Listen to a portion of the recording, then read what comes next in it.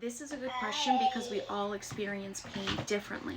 Now, on a scale from 1 to 10, 1 being a paper cut and 10 me being stabbed, the way my brain may process that paper cut instantly to a traumatic situation may be totally different. So with that paper cut, I may feel it right away because I've experienced it before, or my brain may be able to process it at a faster rate because it's not something that is endangering my life. When your life is nearly ending or like it's a possibility, then your brain's going to process that pain differently to protect you.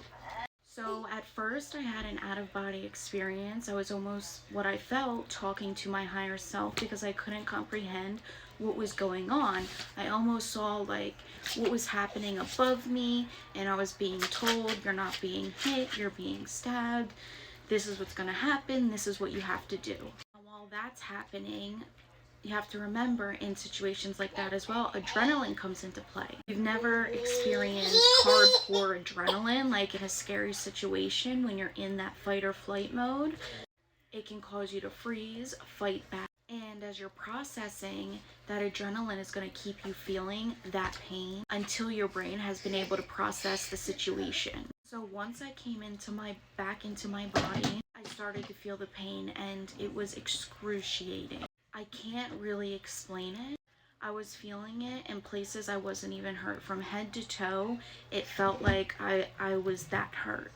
So when I started to feel it, I really needed to scream, like it hurt so bad. The only thing that kept me from screaming was the baby. I knew if I were to scream at the top of my lungs and she were to wake up, there was a possibility she was going to cry and die. So as a mother, there's nothing you cannot do to protect your child if it's possible. What was in my control is how I reacted. That's all I could control. So that one thing, that variable, I was able to. So I really can't answer your question other than that. And it was probably going on a good 3 to 5 minutes. But thankfully, having that adrenaline hit first, having that out-of-body experience bought me some time to not feel the pain. And it was enough to hold me over until just so happenly my mom was there and she heard everything. So when she said, "What's going on in there?" that was it. I could scream, it was going to stop, and the baby wasn't thought about. Because now I thought that she said that he was going to go out there and attack the boyfriend.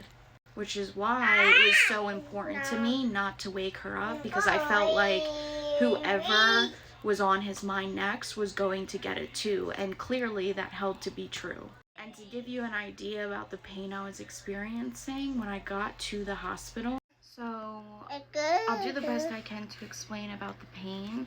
As far as when I was in the hospital, they've given me every type of pain medication they possibly could. Nothing helped. Nothing eased the pain. But they had to give me so much medication. Basically, I was being overdosed on medications and it being reversed, like Narcan almost at the same time, because that's honestly what I needed.